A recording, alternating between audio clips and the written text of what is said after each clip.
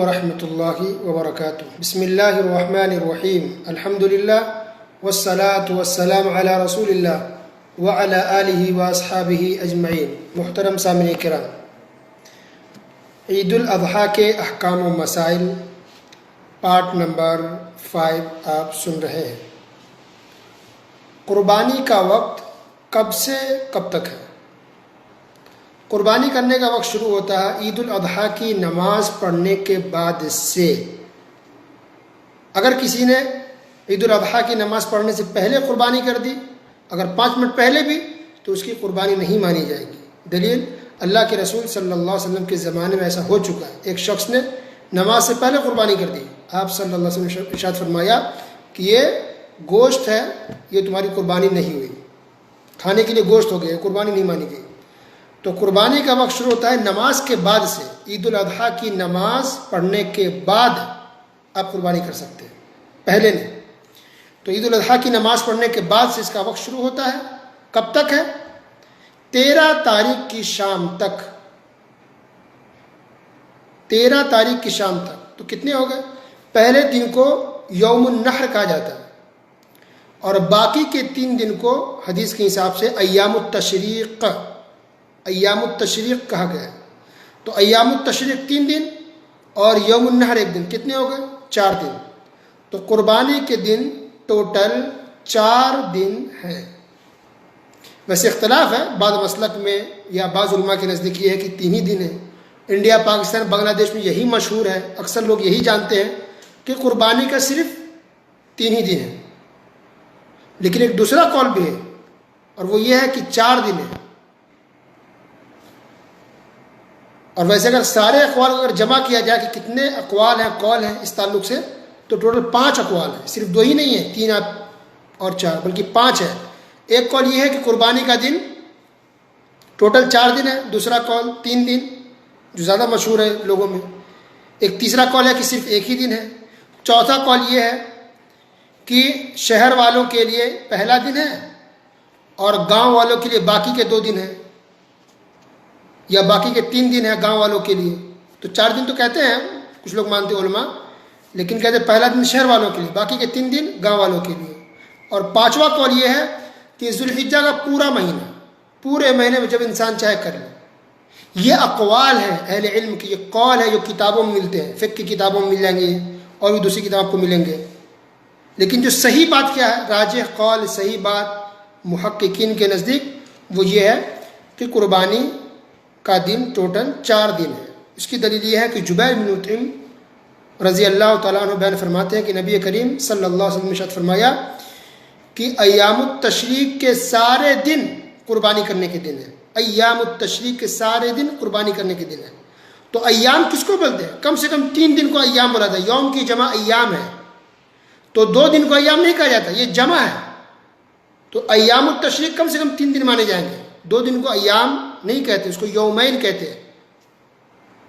ایک دوسری جو اور اس سے واضح دلیل ہے، اگر صاف لفظوں میں اگر کسی کو نہیں سمجھ آ رہی ہے، علی رضی اللہ تعالیٰ عنہ بیان فرمایا ایام النحر یوم الاضحیٰ وثلاثۃ بعدہ، کہ قربانی کرنے کا دن پہلا دن ہے اور اس کے بعد 3 دن اور ہے، وثلاثۃ بعدہ، پہلے دن کے بعد اور 3 دن ہے۔ دیکھیے حوالہ کے لیے شرح صحیح مسلم جلد نمبر 13 صفحہ نمبر 111۔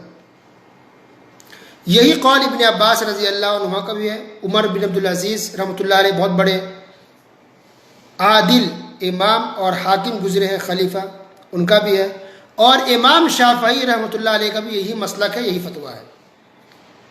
امام شافعی کتاب الام جلد نمبر 3 صفحہ نمبر 581 کے اندر یہ بات موجود ہے۔ امام شافعی رحمۃ اللہ علیہ نے بھی کہا کہ قربانی کا دن 4 دن ہے، 4 days ہے۔ زاد المعاد میں بھی یہ بات ہے، جلد نمبر 2 صفحہ نمبر 291، نیل الاوطار جلد نمبر 9 صفحہ نمبر 495۔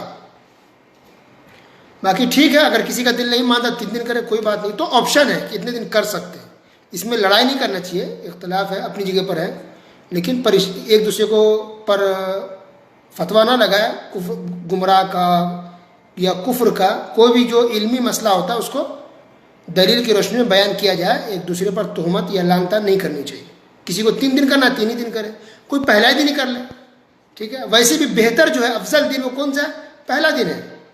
یعنی عید کا جو پہلا دن ہوگا جس کو یوم النحر کہا گیا ہے، جس دن آپ عید کی نماز پڑھیں گے تو اس دن قربانی کرنا یہ افضل دن ہے. بیسٹ سب سے یہ ہے کہ انسان پہلا دن قربانی کر لے. اور جائز کب تک ہے؟ دوسرا دن بھی، تیسرا دن بھی، چوتھے دن بھی، یعنی چوتھے دن کے شام تک، ٹھیک ہے. اگر کسی کو 3 دن کرنا ہے 3 دن کرے، کسی کو پہلے دن کر لیا الحمدللہ ہو گیا. یہ تو ایک آپ کے لیے آپشن ہے، موقع ہے کہ چاہے تو کب کر سکتے، یہ بات ہے بس. رہی بات کیا رات میں کر سکتے ہیں، اس میں بھی اقوال ہیں بعض علماء کے، لیکن دلیل نہیں ہے. بعض علماء نے کہا کہ جائز نہیں ہے یا مکروہ ہے، لیکن اس کی کوئی دلیل نہیں کہ رات میں قربانی کرنے سے منع کیا گیا، اس کی کوئی دلیل نہیں، یعنی صحیح دلیل نہیں ہے. بعض روایت ملتی ہے لیکن وہ ضعیف ہے یا مرسل ہے، منکر ہے، صحیح روایت نہیں ہے. تو اس کا مطلب ہے کہ رات میں بھی قربانی کی جا سکتی ہے. تو دن میں کرے یا رات میں کرے آپ کی مرضی، لیکن بہتر ہے کہ اختلاف سے بچتے اب دن میں ہی کریں.